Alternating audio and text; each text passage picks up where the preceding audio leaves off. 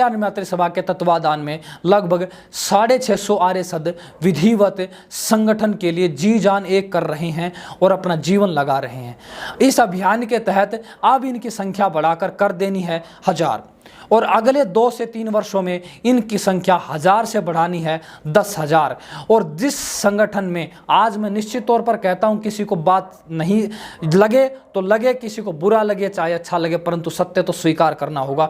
आज संसार भर में किसी भी संगठन में, चाहे बजरंग दल, विश्व हिंदू परिषद, RSS, हिंदू वाहिनी, जितने भी है, शिवसेना, किसी भी संगठन में 10,000 विशेष कार्यकर्ता नहीं है। और यह केवल और केवल किसके साथ होंगे? राष्ट्रीय आर्य मातृ सभा के तहत, अर्थात आर्य महासंघ के 10,000 कार्यकर्ता बनाने का अभियान है सक्षम आर्य सद सक्षम संगठन। और इसी अभियान को बढ़ चढ़कर भाग आज हमारे आर्य सद कर रहे हैं, भाग ले रहे हैं। और इसी अभियान के तहत दूसरा कार्य हो गया है कि जिन आर्य सदों को अभी तक के, उदाहरण के लिए किसी को संध्या उच्चारण में थोड़ी कमी आती, वैदिक यज्ञ में कोई कमी आती, साप्ताहिक यज्ञ में कोई उच्चारण में कोई कमी आती, अशुद्धि आती, विधि में कोई अगर संकोच था, तो उन संकोचों को दूर करने के लिए संध्या प्रशिक्षण, यज्ञ प्रशिक्षण की कक्षाएं प्रारंभ हो गई हैं। और इन कक्षाओं का सबसे बड़ा उदाहरण अगर देखें, DAV inter college टीटरी Baghpat Uttar Pradesh में, इसमें आर्य परवेश जी आचार्य के रूप में, अर्थात संध्या सिखाने वाले प्रशिक्षक के रूप में रहे। और आचार्य परवेश जी का उच्चारण, आचार्य परवेश जी का पुरुषार्थ वंदनीय है। ऐसी शुभकामनाएं देनी चाहिए हमें आर्य रोबिन जी को, जिन्होंने नवयुग इंटरनेशनल एकेडमी उत्तर प्रदेश बागपत में भी इसी प्रकार की संध्या प्रशिक्षण कक्षा का आयोजन किया। और इन प्रशिक्षणों के बाद जो युवाओं में संध्या के प्रति जो उच्चारण थे वो स्पष्ट हो गए, उनकी छटा देखने को ही बनती है। 400 आर्य समाजों की स्थापना राष्ट्रीय आर्य संरक्षण सभा ने करी। और 400 आर्य समाजों में जो जानकारी हमारे पास आ रही है, लगभग 350 आर्य समाज विधिवत चल रहे हैं। और जो नहीं ठीक प्रकार से किसी रूप में चल रहे हैं, वहाँ के आर्य कार्यकर्ता, वहाँ के प्रचारक, प्रवक्ता दिन रात संघर्ष कर रहे हैं, अपने आर्यों का सहयोग कर रहे हैं कि आपको आर्य समाज चलाने में कोई समस्या आ रही है तो उसको दूर कीजिए। और उस समस्या का समाधान करने के लिए हम ऋणी हैं आचार्य परमदेव मीमांसक जी के, जो हम सबके आदर्श हैं, जो हम सबके मार्गदर्शक हैं, जिनके तत्वाधान में यह पूरा महान संगठन खड़ा हो गया। उन्होंने हमारी समस्याओं का निदान करने के लिए एक पुस्तक लिख दी और उस पुस्तक का नाम आर्य समाज, अर्थात उस न मात्र आर्य समाज की कोई व्याख्या नहीं उस पुस्तक में, उस पुस्तक संसार की पहली इकलौती पुस्तक जो हमें यह बताती है कि आर्य समाज चलाएं कैसे। और वह पुस्तक आर्यों के लिए बहुत बल देने वाली पुस्तक साबित हुई है। और उस पुस्तक का वितरण प्रत्येक आर्य समाज के कार्यकर्ता को वह पुस्तक पहुंच रही है और बड़े व्यापक ढंग से उसका वितरण आज देश भर में हो रहा है। तो हमारे श्रद्धेय आचार्य परमदेव जी का हमारे ऊपर जो आशीर्वाद समय समय मिलता है, उसका हम बहुत बहुत साधुवाद करते हैं, बहुत बहुत धन्यवाद देते हैं। 500 आर्य समाजों की स्थापना राष्ट्रीय आर्य संरक्षण सभा उत्तर प्रदेश में करेगी और इसकी अध्यक्षता कर रहे हैं आचार्य संजीव जी। और आचार्य संजीव जी राष्ट्रीय आर्य संरक्षण सभा के राष्ट्रीय अध्यक्ष भी हैं। एक ऐसा महान संगठन जो सभी आर्यों को संगठित रखता है, संरक्षण करता है, ऐसा महान कार्य राष्ट्रीय आर्य संरक्षण सभा का आचार्य संजीव जी को मिला हुआ और उनकी अध्यक्षता में सारा कार्य संपन्न हो रहा है। और उनके विशेष सचिव हैं आर्य परवेश जी, जो कि अभी मैंने बताया था उत्तर प्रदेश में संध्या प्रशिक्षण सत्र का आयोजन भी कर रहे हैं। तो परवेश जी का, आचार्य जी का बहुत बहुत साधुवाद। और राष्ट्रीय आर्य संरक्षण सभा अपने क्षेत्र में एक और कार्य कर रही है, वह कार्य वो जो श्रावणी पर्व से लेकर अभी तक चल रहा है, अर्थात राष्ट्रीय आर्य संरक्षण सभा गंगा विहार उत्तर प्रदेश में वेद प्रचार अभियान में जुटी हुई है। और वह प्रत्येक अपने क्षेत्र में एक एक गली में, एक एक मोहल्ले मोहल्ले में 8-10 आर्यों की टीम जाती है, कभी 15 होते, कभी 20 होते हैं। और उन लोगों में वेद के सिद्धांतों को जनाते हैं, सामान्य रूप में सामान्य व्यक्ति को सिद्धांत समझ में आए, वेद के प्रति दोबारा आस्था बने, दोबारा से अपनी विरासत को जानने वाले बने, दोबारा वेद पाठी बने, ऐसे व्याख्यान करते हैं, उनको यज्ञ सिखाते हैं। और निःशुल्क उनके घरों में वेद का पाठ हो, उनके घरों में वेद के मंत्र गूंजे, उनके घरों में संस्कार हो, इसकी व्यवस्था राष्ट्रीय आर्य मातृ सभा वेद प्रचार महोत्सव के दौरान कर रही है। राष्ट्रीय आर्य संरक्षण सभा के प्रत्येक कार्यकर्ता को बहुत बहुत साधुवाद। सभी को नमस्ते जी, मैं नीलार एक बार फिर से उपस्थित हूँ आप सभी के बीच आर्य जगत के मासिक समाचारों को लेकर।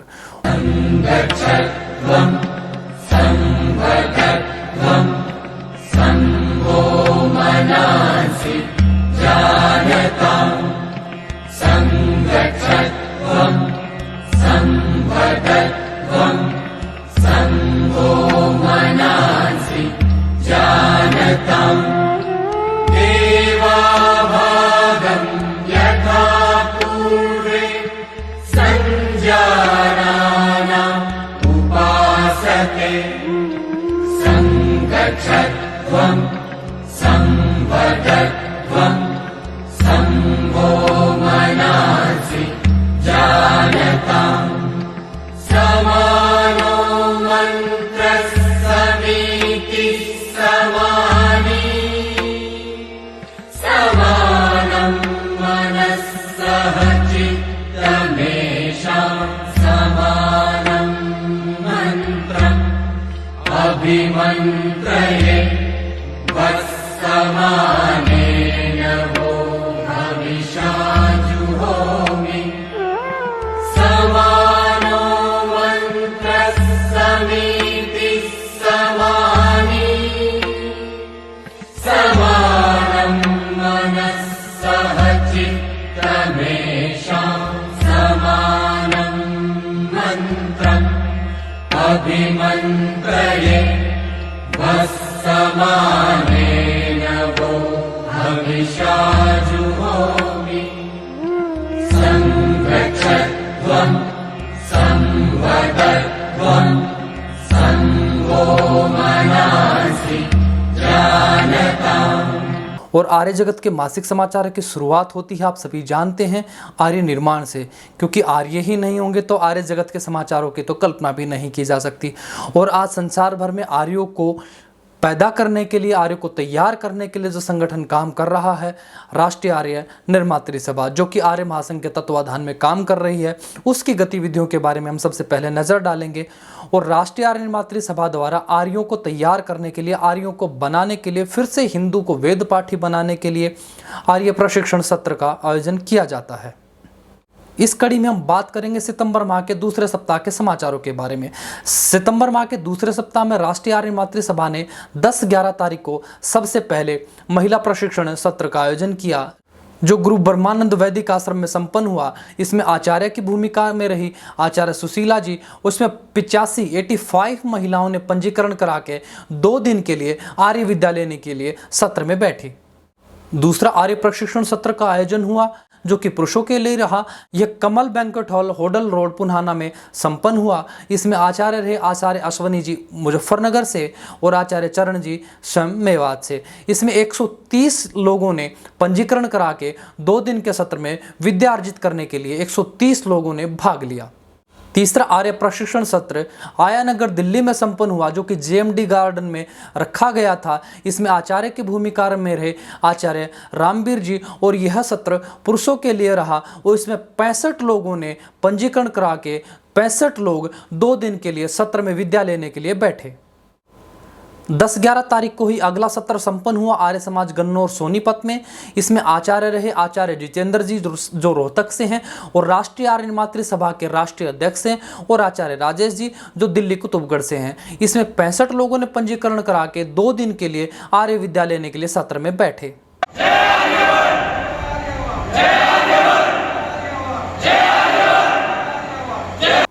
10-11 सितंबर को ही एक और सत्र संपन्न हुआ प्राइमरी स्कूल देवरा कैथल में। इसमें आचार्य कुलबीर जी आचार्य के रूप में रहे। इसमें 100 लोगों ने पंजीकरण करा के 2 दिन में आर्य विद्या लेने के लिए सत्र में बैठे। 10-11 सितंबर को ही सितंबर माह का दूसरा महिला सत्र का आयोजन हुआ, जो राजकीय वरिष्ठ माध्यमिक विद्यालय मोरखी जींद में संपन्न हुआ। इसमें आचार्य सुमन जी, आचार्य मोनिका जी आचार्य के रूप में रही और इस सत्र में 110 महिलाएं 2 दिन के लिए पंजीकरण करा के आर्य विद्या ग्रहण करने के लिए सत्र में बैठी। 10-11 तारीख को ही दिल्ली में एक और सत्र संपन्न हुआ, जो गुरुकुल टटेसर जोंती में संपन्न हुआ। इसमें आचार्य के रूप में रहे आचार्य हनुमत प्रसाद उपाध्याय जी, जो आर्य महासंघ के अध्यक्ष हैं और गुरुकुल टटेसर जोंती के प्राचार्य भी हैं। इनके तत्वाधान में 50 लोगों ने पंजीकरण करा के 2 दिन के लिए आर्य विद्या ग्रहण करने के लिए सत्र में बैठे। अगला सत्र संपन्न हुआ 10-11 तारीख को ही राजकीय वरिष्ठ माध्यमिक विद्यालय उझाना नरवाना जींद में। इसमें आचार्य के रूप में रहे आचार्य महेश जी, जो राष्ट्रीय आर्य निर्मात्री सभा हरियाणा प्रांत के अध्यक्ष हैं। इसमें 70 लोगों ने पंजीकरण करा के 2 दिन के लिए आर्य विद्या ग्रहण करने के लिए सत्र में बैठे। और 10-11 सितंबर को इस सप्ताह का अंतिम सत्र संपन्न हुआ शाहजहांपुर मुजफ्फरनगर उत्तर प्रदेश में। इसमें आचार्य रहे आचार्य अश्वनी जी, जो स्वयं मुजफ्फरनगर से हैं। इसमें 40 लोगों ने पंजीकरण कराकर 2 दिन में विद्या अर्जित करने के लिए सत्र में बैठे। और अगर इस सप्ताह का राष्ट्रीय आर्य मातृ सभा द्वारा आर्य निर्माण के लिए कुल प्रयास देखा जाए तो उसमें हम स्पष्ट रूप से देखते हैं कि इस सप्ताह में राष्ट्रीय आर्य मातृ सभा द्वारा 9 सत्रों को आयोजन किया गया, जिसमें 2 सत्र महिलाओं के रहे और 2 सत्रों में महिलाओं की जो आर्या बनकर जिन महिलाओं ने पंजीकरण कराने के बाद जिन्होंने विधिवत आर्य विद्या ली और विधिवत यजोपवीत धारण करते हुए सिद्धांतों को जाना, वो 121 महिलाएं रही। वहीं दूसरी ओर पुरुषों की संख्या देखी जाए तो 304 पुरुषों ने, अर्थात 304 हमारे उन भाइयों ने जो सनातन धर्म के ठीक ठीक सिद्धांतों को जानकर वेद पथ पर आगे बढ़े, जिन्होंने यज्ञोपवीत धारण किया, उनकी संख्या रही 304। अगर कुल आंकड़ा देखा जाए राष्ट्रीय आर्य मातृ सभा द्वारा, अगर महिला पुरुषों की संख्या जोड़ दी जाए तो 425 आर्या का निर्माण 1 माह में, 1 सप्ताह में राष्ट्रीय आर्य मातृ सभा द्वारा किया गया है।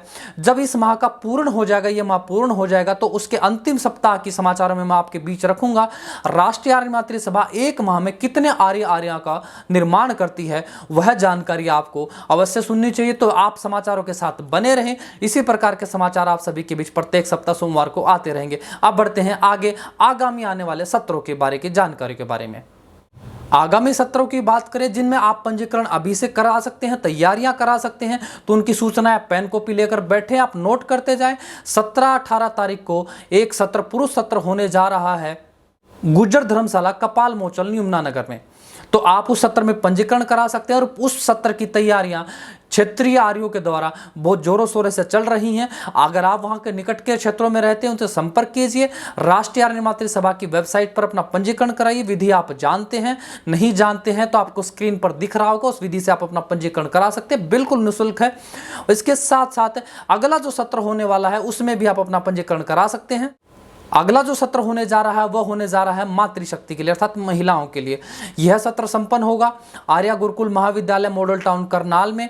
मातृशक्ति करनाल मॉडल टाउन गुरुकुल से संपर्क करें, आचार्य सुशीला जी से संपर्क करें, आचार्य मोनिका जी से, आचार्य सुमन जी से, आचार्य इंदिरा जी से संपर्क कीजिए, या फिर आप राष्ट्रीय आर्य मातृ सभा की वेबसाइट पर जाकर भी पंजीकरण करा सकते हैं, या आपके व्हाट्सएप पर, फेसबुक पर जो आप इस सत्र का पत्रक आप सभी के पास पहुंचा होगा उसमें दिए गए नंबरों पर भी आप संपर्क करके अपना पंजीकरण करा सकते हैं। सभी विधियां आपके लिए निःशुल्क हैं।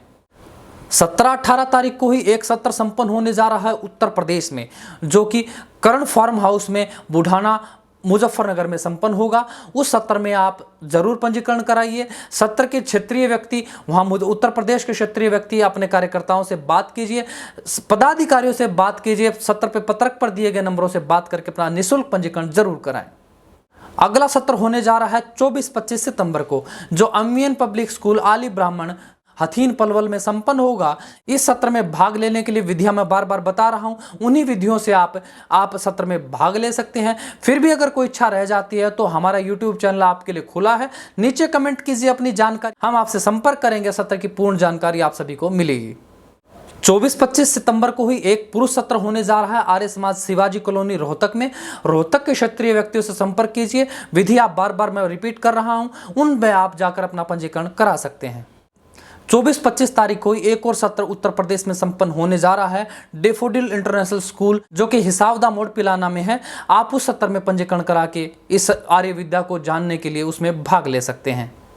24-25 तारीख को एक सत्र होने जा रहा है दिल्ली के पालम क्षेत्र में, जो कि विशाल शिव मंदिर में होने जा रहा है। इस सत्र में दिल्ली के क्षेत्रीय व्यक्तियों से आप बात करके क्षेत्रीय व्यक्ति वहां के उस सत्र में भाग लीजिए, अपने सिद्धांतों को जानिए, अपनी विरासत को जानने के लिए सत्र में अवश्य पहुंचिए। 24-25 तारीख को एक महिला सत्र होने जा रहा है। अगर अपनी महिलाओं को आप आर्य विद्या से जोड़ना चाहते हैं तो उस सत्र में अवश्य भाग लीजिए। इस सत्र का स्थान होने वाला है किनाना में, जो बस स्टैंड के पास में हरियाणा कॉलेज ऑफ एजुकेशन है, उसमें आप भाग ले सकते हैं। सत्र बिल्कुल निःशुल्क होने वाला है। 24-25 तारीख को एक सत्र होने जा रहा है रेवती आर्य पब्लिक स्कूल में, जो कि पटौदी गुड़गांव में क्षेत्र में आता है। उस सत्र में गुड़गांव के क्षेत्र के जो व्यक्ति आर्य विद्या से जुड़ना चाहते हैं, अपने सिद्धांतों को जानना चाहते हैं, जरूर भाग लीजिए। सत्र की व्यवस्था, सत्र की पूरा 2 दिन का कार्यक्रम निःशुल्क होने वाला है, आप अवश्य उसमें भाग लें। और सितंबर माह का जो अंतिम सत्र होगा वो कुम्हार धर्मशाला नज़दीक मधुबन पार्क हिसार में होने जा रहा है। ये एक महिला सत्र होगा। हिसार के क्षेत्र के आर्य, हिसार के क्षेत्र के सनातनी हिंदू अपनी महिलाओं को आर्य विद्या से जोड़ने के लिए उस सत्र में अवश्य भेजिए। अपने घर का पाखंड मिटाइए तुरंत। राष्ट्रीय आर्य मातृ सभा कार्य यही करती है, पाखंड मिटाओ तुरंत। तो इस सत्र में अवश्य भाग लीजिए, अपनी विद्या जानिए, अपनी विरासत को जानिए। अब बात करते हैं राष्ट्रीय आर्य मातृ सभा के उन कार्यों के बारे में जो सत्रों के इतर होते हैं। राष्ट्रीय आर्य मातृ सभा सत्रों के अलावा भी बहुत सारा कार्य करती है। उस कार्य का एक मुख्य रूप जो मैं आपको सभी के बीच रख रहा हूं वह इस प्रकार से है कि राष्ट्रीय आर्य मातृ सभा अपने प्रत्येक कार्यकर्ता को, अपने प्रत्येक आर्य सद को, प्रत्येक आर्य प्रवक्ता को, प्रचारक को, पुरोहित को अपने समाज में काम करने में क्या समस्याएं आ रही हैं उनके निराकरण के लिए राष्ट्रीय आर्य मातृ सभा के आचार्य, राष्ट्रीय आर्य मातृ सभा के पूरे व्यवस्थापक लोग उसके बहुत नजर रखते हैं। और राष्ट्रीय आर्य मातृ सभा के आचार्यों के जो मुख्य सह सचिव इस पर पूरा दिन रात प्रयास कर रहे हैं। और राष्ट्रीय आर्य मातृ सभा के आचार्य जितेंद्र जी की अध्यक्षता में मैंने आपको पिछले समाचारों में बताया था एक बैठक संपन्न हुई है, जिस बैठक में आर्यों को आर्य समाज के लिए काम करते समय जो समस्याएं आ रही हैं, फील्ड में जो समस्याएं आ रही है, जो समाज में कार्य करते समय समस्याएं, धन की समस्या आ रही है, संगठन में और अभाव आ रहे हैं, या सत्र की संख्या कम रह जा रही है, या सत्र की व्यवस्थाएं किसी रूप से कम रह जा रही है, भोजन की व्यवस्था ठीक से नहीं हो पाती, साहित्य नहीं हो पाता, उन सभी व्यवस्थाओं के लिए एक बैठक रखी गई थी। और मैंने आप सभी को बताया था अगले सप्ताह, एक सप्ताह 2 सप्ताह बाद उस बैठक के सभी के प्रश्नों आ जाने के बाद हरियाणा भर से दिल्ली, उत्तर प्रदेश के सभी आर्यों ने उसमें भाग लिया था। उसका समाधान बैठक अब संपन्न हो गई है। और इस सप्ताह में समाधान बैठक जब हुई तो उसमें लगभग 30 से 40 समस्याएं अपने आर्यों ने अपने आचार्यों के सामने रखी। और राष्ट्रीय आर्य मातृ सभा के आचार्यों ने सभी समस्याओं को बुद्धिपूर्वक समझते हुए, उनके हालात को समझते हुए, उनके क्षेत्र की समस्याओं को समझते हुए, क्षेत्र के परिवेश को समझते हुए बड़ी ही सहजता से उनकी समस्याओं का निराकरण किया और आर्यों का मार्ग प्रशस्त किया कि ऐसे समस्याएं आए, किसी भी जनपद में समस्याएं धन की आए तो क्या करें, साहित्य की समस्याएं आए तो क्या करें। और हम कामना करते हैं कि समस्या के निदान की बैठक के बाद आर्यों को समाज में काम करने के लिए गति और बढ़ेगी और तीव्रतम गति में आर्य समाज के कार्यकर्ता, राष्ट्रीय आर्य मातृ सभा के कार्यकर्ता समाज के लिए काम कर पाएंगे। और राष्ट्रीय आर्य मातृ सभा कितना तीव्रतम गति से बढ़ने वाला संगठन बन चुका है, इसका उदाहरण आपको मिलेगा इस खबर से कि राष्ट्रीय आर्य मातृ सभा ने अपना सचिव के साथ साथ सह सचिव की नियुक्ति करी है, जो कि वेद जी गुरुग्राम से हैं। आज वेद जी गुरुग्राम में बढ़ चढ़कर कार्य कर रहे हैं। 56 वर्ष की आयु में भी दिन रात संगठन के लिए, समाज के लिए, अपने व्यक्तियों को आर्य विद्या देने के लिए कार्य कर रहे हैं। राष्ट्रीय आर्य मातृ सभा ने वेद जी को कार्य सौंपा है राष्ट्रीय आर्य मातृ सभा के सह सचिव का। तो हम आशा करते हैं राष्ट्रीय आर्य मातृ सभा के रूप में वेद जी बहुत अच्छा कार्य करें और जिम्मेवारी के साथ और भी तीव्र गति में कार्य करें। वेद जी को शुभकामनाएं।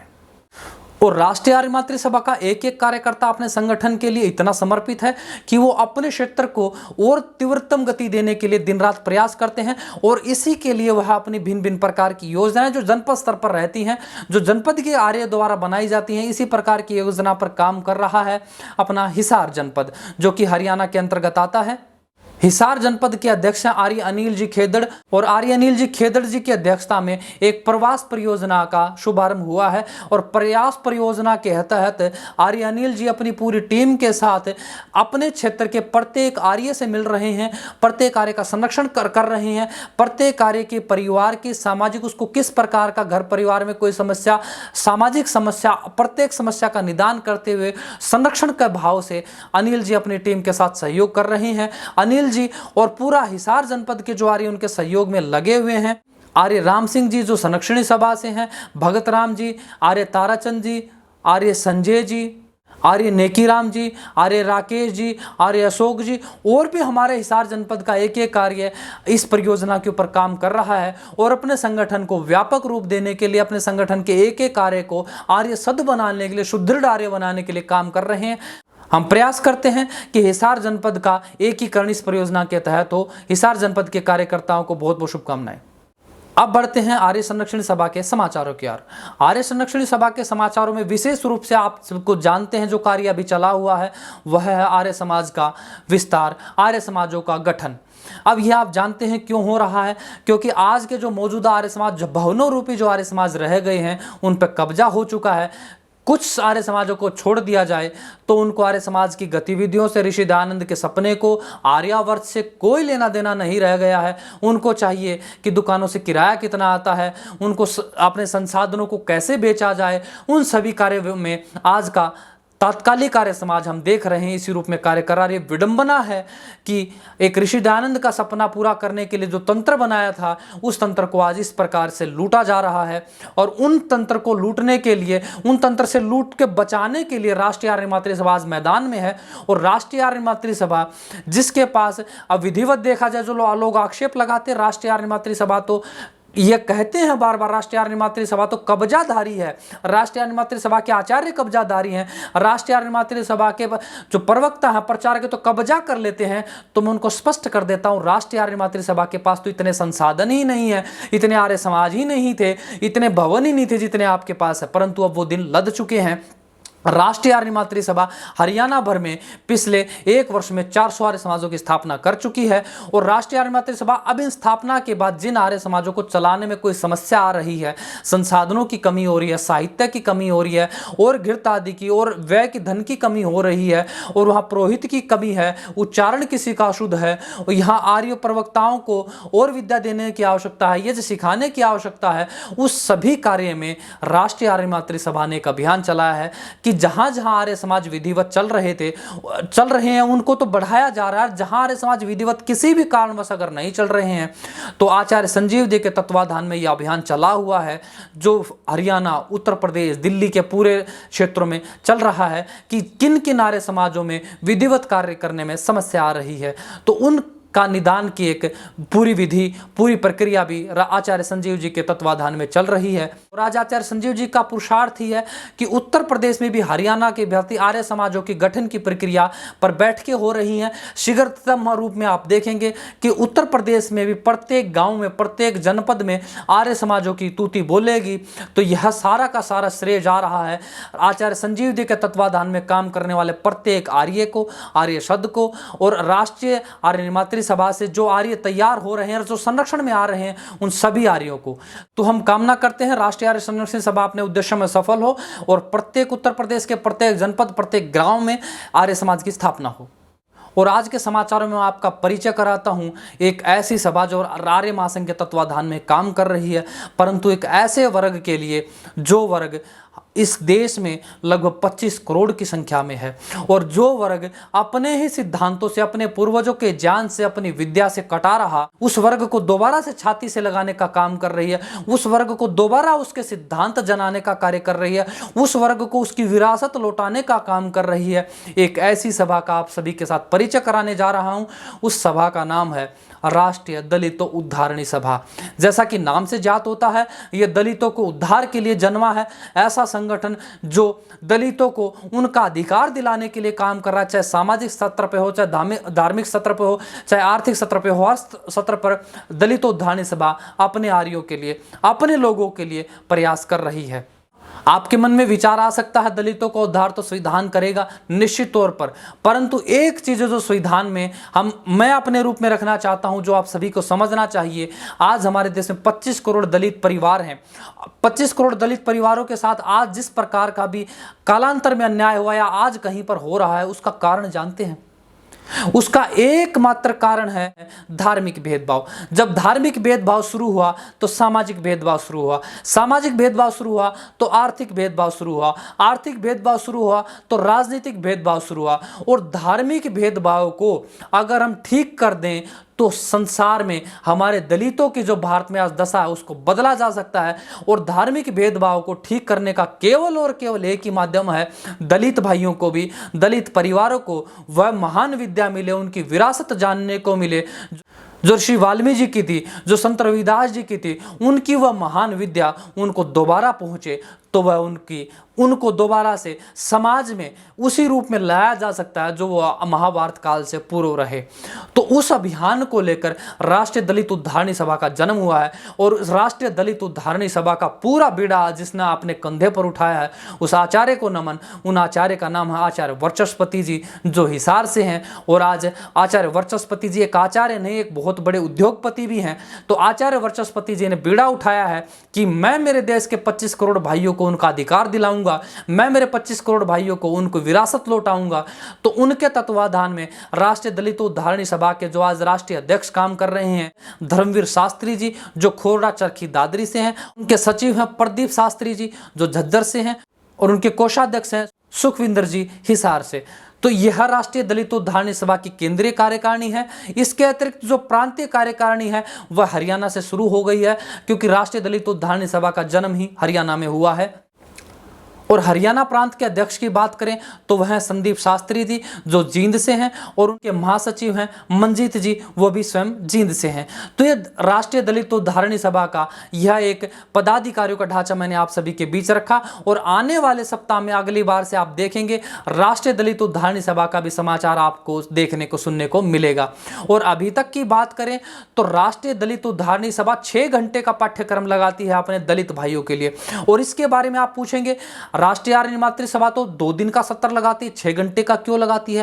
क्योंकि राष्ट्रीय दलित उद्धारणी सभा के राष्ट्रीय अध्यक्ष के तत्वाधान में और आचार्य वर्चस्पति जी के सानिध्य में काम करने वाला पूरा संगठन जानता है मेरे देश का यह दलित वर्ग बहुत गरीबी में है, निर्धनता में है, अभाव में है, बेचारा मजदूरी करता है, रेहड़ी लगाता है और कुछ करता है, तो उसके पास 2 दिन का समय नहीं होगा, क्योंकि 2 दिन का समय लगा दिया तो उसके परिवार में भोजन की भी दिक्कत आ जाएगी। इसलिए राष्ट्रीय दलित उद्धारणी सभा के विद्वानों ने बड़ी बुद्धिमता से उनके लिए 6 घंटे का पाठ्यक्रम बनाया, और 6 घंटे के पाठ्यक्रम पूरा करने के बाद वह अपने दलित भाइयों को देते हैं गायत्री दीक्षा।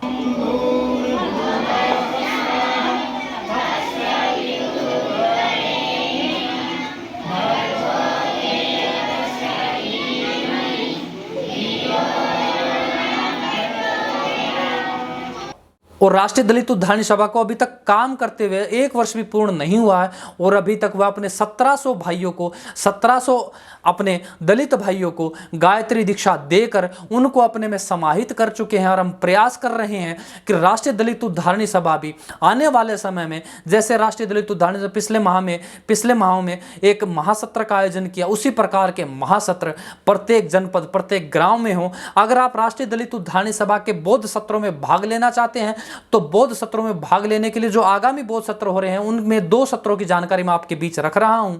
राष्ट्रीय दलित उद्धारणी सभा का बौद्ध सत्र जो इस माह में होने जा रहा है वह 18 सितंबर को होने जा रहा है। 6 घंटे का ही पाठ्यक्रम है। जी है, बाल विकास गार्डन नौलथा में पानीपत में होने जा रहा है। तो पानीपत के क्षेत्र में कार्य करने वाले अपने आर्यों से मैं कहना चाहूंगा, अपने क्षेत्र के निकट के अपने दलित भाइयों को, परिवारों की संख्या को वहां भेजिए। और वास्तव में दलित उद्धारणी सभा का बौद्ध सत्र वास्तव में बौद्ध सत्र ही है, क्योंकि उस बौद्ध सत्र को करने के बाद व्यक्ति अपनी विरासत को जानता है, अपने नैतिक मूल्यों को जानता है, अपनी महान परंपराओं को जानता, महान पूर्वजों को जानता है, उनके प्रयासों को जानता, उनके संघर्षों को जानता है। और उस बौद्ध सत्र के बाद जब वह गायत्री दीक्षा लेकर लौटता है तो उसको अपनी ही विद्या पर बड़ा गर्व होता है। और 25 तारीख को दलित उद्धारणी सभा का एक और बौद्ध सत्र का आयोजन होने जा रहा है रविदास धर्मशाला, गांव दुब्बल कैथल में। तो इस क्षेत्र के आर्यगण भी अपने क्षेत्रों के, अपने परिवारों के, अपने समाज के लोगों को वहां भेजिए, ताकि ज़्यादा से ज़्यादा संख्या में अपने उस 25 करोड़ भाइयों को दोबारा से उनके हक दिलाए जा सके। क्योंकि मैं पहले स्पष्ट कर चुका हूं, सभी हक उनको मिलेंगे जब उनको धार्मिक अधिकार मिलेगा। और धार्मिक अधिकार दिलाने के लिए आज काम कर रही है राष्ट्रीय दलित उद्धारणी सभा। तो हम शुभकामनाएं देते हैं राष्ट्रीय दलित उद्धारणी सभा के उज्जवल भविष्य की कामना करते हैं कि राष्ट्रीय दलित उद्धारणी सभा एक दिन ऐसा दिन लाए कि इस देश में कोई दलित ना बचे, एक दिन इस देश में कोई इस प्रकार का हमारा भाई न बचे जो किसी प्रकार से पीड़ित हो, जो आर्थिक रूप से, सामाजिक रूप से किसी प्रकार के अभाव में हो, सब सुखी हो। यही कामना के साथ राष्ट्रीय दलित उद्धारणी सभा कार्य कर रही है। अब बात करते हैं आर्या गुरुकुल महाविद्यालय के बारे में। आर्या गुरुकुल महाविद्यालय मॉडल टाउन करनाल में पुरोहिता कक्षा चल रही है, जिसमें 30 आर्याओं ने भाग लिया हुआ है। और ये 30 आर्याओं का बैच, पहला बैच ऐसा होने वाला है जिसमें पुरोहिताएं भी आप देखेंगे यज्ञ करती हुई नजर आएंगी। और आप निकट भविष्य में यह देखेंगे, यह प्रथम सेमेस्टर है, उसके बाद उनका 3 दिन का उनको प्रैक्टिकल रहेगा। उस प्रैक्टिकल के बाद उनकी अगली कक्षाएं रहेंगी, उनको और अच्छे से प्रैक्टिकल देना रहेगा। उसके बाद उनके उच्चारण के साथ साथ उनको संस्कार सिखाए जाएंगे। कम से कम 3 से 4 संस्कार सभी आर्य पुरोहिताओं को सिखाए जाएंगे और उन पुरोहिताओं को आप जल्दी समाज में देखेंगी कि वो भी यज्ञ करेंगी, वह भी संस्कार कराएंगी, वह भी चूड़ाक्रम संस्कार, नामकरण संस्कार, गर्भाधान संस्कार, यह संस्कार कराती हमारी आर्य महिलाएं भी नजर आएंगी। तो आचार्य सुशीला जी के, आचार्य इंदिरा जी के, आचार्य सुमन जी के और अन्य आचार्य वर्ग को मेरी बहुत बहुत शुभकामनाओं के साथ मैं कहना चाहूँगा, इनका पुरुषार्थ ही है आज जो मातृशक्ति भी देश भर में बढ़ रही है, जो अपने सिद्धांतों को जान रही है। वरना वह दिन ऋषि दयानंद के समय से ज़्यादा दूर नहीं आए हैं जब महिलाओं को सती कर दिया जाता था, पति मर गया तो उसको साथ ही जला डालते थे। ऐसा दिन भी बहुत पुराने इतिहास में नहीं रहा है, परंतु ऋषि दयानंद के दिया हुआ वो मार्ग ही है जिस मार्ग पर आज महिलाओं की उन्नति हो रही है। और हम आशा करते हैं महिलाओं को दोबारा से उनके हक मिले, उनको भी वह जानने की विद्या जानने का अवसर मिले। और इस काम में आर्य गुरुकुल महाविद्यालय बढ़ चढ़कर अपनी मातृशक्ति के लिए कार्य कर रहा है। अब आप सभी के बीच में एक शोक संदेश। शंकराचार्य परंपरा में अपना अन्यतम स्थान रखने वाले स्वतंत्रता सेनानी साईं जैसे व्यक्तियों का पूर्ण रूप से बहिष्कार के ऊपर खुलकर बोलने वाले प्रसिद्ध द्वारिका एवं ज्योतिर्मठ बद्रिका आश्रम के शंकराचार्य स्वामी स्वरूपानंद 11 तारीख को हमारे बीच नहीं रहे और स्वामी स्वरूपानंद के देहांत से आज समाज को बड़ी भारी हानि हुई है और आर्य महासंघ उनके इस देहांत का शोक प्रकट करता है और उनकी आत्मा के शांति के लिए प्रार्थना करता है कि हे परमपिता परमेश्वर उनको आत्मा को शांति मिले। और इसी के साथ आज के आर्य समाचार समाप्त होते हैं। अगली कड़ी में सप्ताह के सितंबर माह के अगले सप्ताह के अर्थात तीसरे सप्ताह के समाचारों के साथ मैं आप सभी के फिर से लौटूंगा। तब तक आप आर्य समाचारों को अन्यों को सुनाइए और अन्यों को ज़्यादा से ज़्यादा सुनाने के लिए प्रेरित कीजिए। और तब तक आप सभी लोग अपना बहुत सारा ख्याल रखिए। बहुत बहुत धन्यवाद, बहुत बहुत आभार सभी को। नमस्ते जी। हमेशा गलतियां देखा करो, सबके गुण अपनी हमेशा गलतियां देखा करो।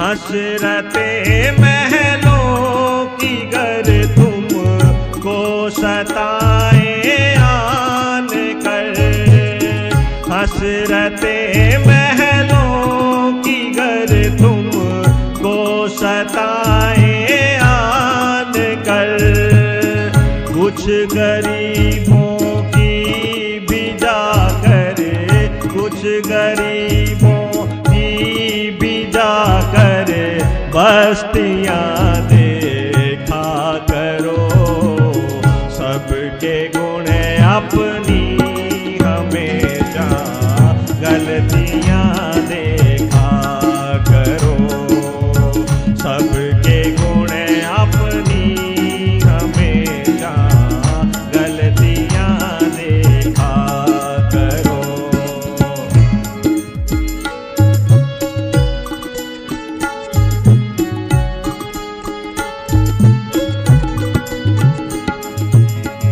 ये जवानी की अकड़ सब खाक में मिल जाएगी, ये जवानी की अकड़ सब खाक में मिल जाएगी।